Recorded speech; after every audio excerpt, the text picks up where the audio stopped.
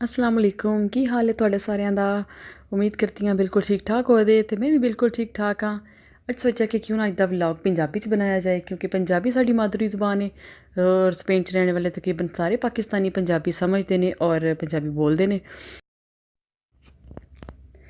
ਤੇ ਅੱਜ ਦੀ ਜਿਹੜੀ ਪੰਜਾਬੀ ਵੀਡੀਓ ਹੈ ਉਹ ਮੈਂ ਆਪਣੇ ਸਪੇਨ 'ਚ ਰਹਿਣ ਵਾਲੇ ਭਾਈਆਂ ਜਾਂ ਭੈਣਾਂ ਨਾਲ ਨਹੀਂ ਕਰਨੀ ਬਲਕਿ ਸਪੇਨ 'ਚ ਰਹਿਣ ਵਾਲੇ ਜਿਹੜੇ ਮੇਰੇ ਭਾਈ ਨੇ ਜਾਂ ਕਿਸੇ ਵੀ ਦੂਸਰੇ ਮੁਲਕਾਂ 'ਚ ਰਹਿਣ ਵਾਲੇ ਪ੍ਰਦੇਸ਼ 'ਚ ਰਹਿਣ ਵਾਲੇ ਮੇਰੇ ਭਾਈ ਨੇ ਜਾਂ ਭੈਣਾਂ ਨੇ ਉਹਨਾਂ ਦੇ ਘਰ ਵਾਲਿਆਂ ਨਾਲ ਜਿਹੜੇ ਕਿ ਆਪਣੇ ਦੇਸ਼ 'ਚ ਰਹਿੰਦੇ ਨੇ ਪਾਕਿਸਤਾਨ 'ਚ ਰਹਿੰਦੇ ਨੇ ਉਹਨਾਂ ਨਾਲ ਕਰਨੀ ਹੈ ਅੱਜ ਦੀ ਗੱਲ ਪੰਜਾਬੀ ਵਿੱਚ। ਦਸੰਬਰ ਦੀਆਂ ਜਨਵਰੀ ਦੀਆਂ ਛੁੱਟੀਆਂ ਹੋਈਆਂ ਨੇ।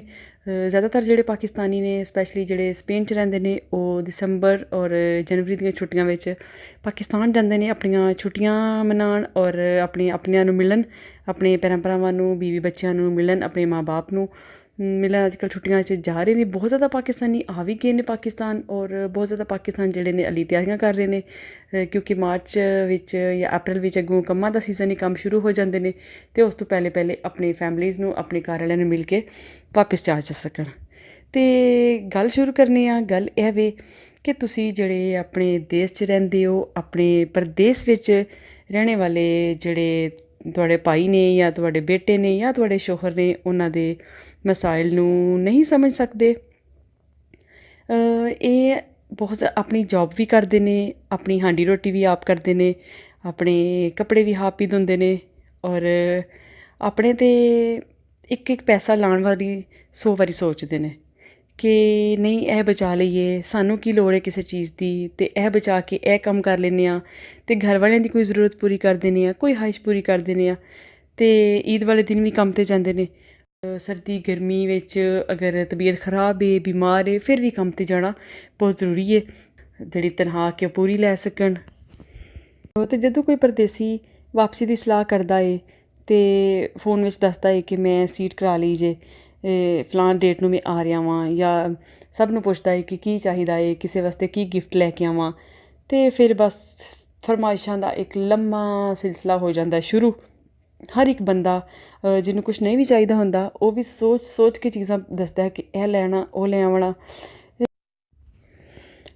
ਬਸ ਪਰਦੇਸੀ ਤਾਂ ਪੁੱਛਣ ਦੀ ਦੇਰ ਹੁੰਦੀ ਹੈ ਅਤੇ ਘਰ ਵਾਲੇ ਸਮਝਦੇ ਨੇ ਕਿ ਜਿਹੜੇ ਨੋਟ ਨੇ ਉਹ ਤਾਂ ਦਰਖਤਾਂ 'ਤੇ ਲੱਗ ਰਹੇ ਨੇ ਅਤੇ ਛਾਵਾਂ ਵੀ ਦਰਖਤਾਂ 'ਤੇ ਲੱਗ ਰਹੀਆਂ ਨੇ, ਬਸ ਲਾਈ ਜਾਓ ਅਤੇ ਬੈਗ ਵਿੱਚ ਪਾਈ ਜਾਓ।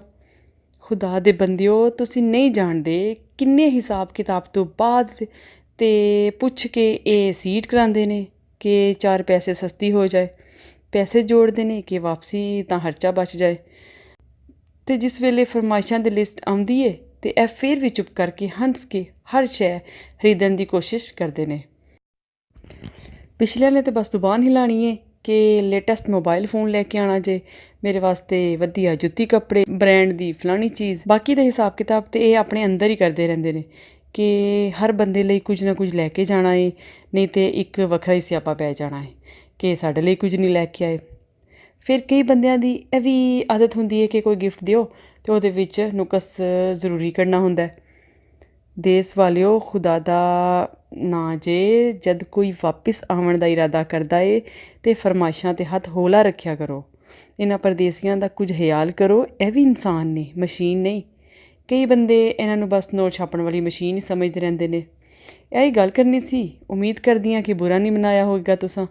ਚੰਗੀ ਗੱਲ ਸ਼ੇਅਰ ਕਰਨੀ ਚਾਹੀਦੀ ਹੈ। ਤੁਸੀਂ ਵੀ ਅਗਰ ਤੁਹਾਨੂੰ ਇਹ ਵੀਡੀਓ ਅੱਛੀ ਲੱਗੀ ਹੈ ਤਾਂ ਇਹ ਵੀਡੀਓ ਆਪਣੇ ਦੋਸਤਾਂ ਤੱਕ ਔਰ ਆਪਣੀ ਘਰ ਵਾਲਿਆਂ ਤੱਕ ਨਾਲ ਸ਼ੇਅਰ ਕਰੋ ਔਰ ਮੇਰੇ ਚੈਨਲ ਨੂੰ ਸਬਸਕ੍ਰਾਈਬ ਕਰ ਦਿਓ।